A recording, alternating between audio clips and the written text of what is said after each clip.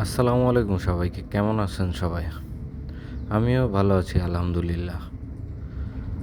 আজকের দিনটা ভেবেছিলাম নরমালি শুরু হবে, কিন্তু দেখি আসলে তা না। বাইরে বৃষ্টি হচ্ছে, সকাল সকাল বৃষ্টি।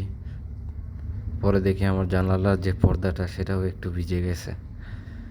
তো আজকের দিনটা হচ্ছে আমার ছুটির দিন। তো ছুটির দিনে আমি কি করি না করি আমি আপনাদেরকে একটু দেখাবো। তো চলেন ভিডিওটা শুরু করা যাক। বাইরের ওয়েদারটা দেখলাম অনেক পরিষ্কার এবং সব জায়গায় বৃষ্টিতে পানি জমে গেছে। সকাল সকাল ঘুম থেকে উঠে চমৎকার একটা ওয়েদার দেখলাম। পরিবেশটাও অনেক ঠান্ডা। মালয়েশিয়ার আবহাওয়ার কথা বলতে গেলে প্রায় 12 মাসই গরম থাকে। এই হঠাৎ বৃষ্টি, আবার এই গরম। এখানে শহরগুলো আধুনিক হলেও চারপাশে গাছপালা দিয়ে ভরা। আমি যে এরিয়াতে থাকি এই এরিয়াটা পুরোটাই হোস্টেল। তারপরে ওই দিকে দেখলে দেখা যায় পাম গাছ দিয়ে ভরা। আবার এই সাইডে বাড়িগুলো অনেক আধুনিকভাবে তৈরি করা। মালয়েশিয়ায় বিড়াল খুব জনপ্রিয়। অনেক মানুষ তাদের বাড়ি পোষা বিড়াল রাখে। শপিং মল, পার্কে, এমনকি রাস্তার ধারে অবাধে ঘুরে বেড়ানো বিড়ালও দেখা যায়। রাস্তার বিড়ালদের এখানে মানুষ খারাপভাবে তাড়ায় না, অনেক সময় খাবার দেয়, পানি দেয়।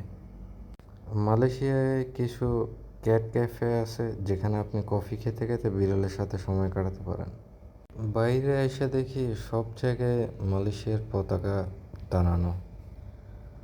মালয়েশিয়াতে আগস্ট সেপ্টেম্বর মাসে মালয়েশিয়ার সবচেয়ে বেশি পতাকা দেখা যায়। 31শে আগস্ট স্বাধীনতা দিবস। এই দিন জুড়ে পুরো রাস্তাঘাট, দোকানপাট সব জায়গায় পতাকা দেখা যায়। এদিকে আমি আপনাদের একটা জিনিস দেখাই। মালয়েশিয়ার একটা বিশেষ জিনিস হলো পানি মেশিন বা ওয়াটার বেন্ডিং মেশিন। এখানে রাস্তাঘাটে, বাসার নিচে, দোকানের পাশে প্রায় সব জায়গায় পাওয়া যায়। খুব কম দামে আপনি চাইলে বেন্ডিং মেশিন থেকে 10 সেন্ট 20 সেন্ট দিয়ে খালি বোতল ভরে নিতে পারবেন। পানি সাধারণত মিনারেল ওয়াটার, যা সরাসরি পান করা যায়। আজকের ভিডিও এখানেই শেষ। আশা করি আপনাদের ভালো লেগেছে।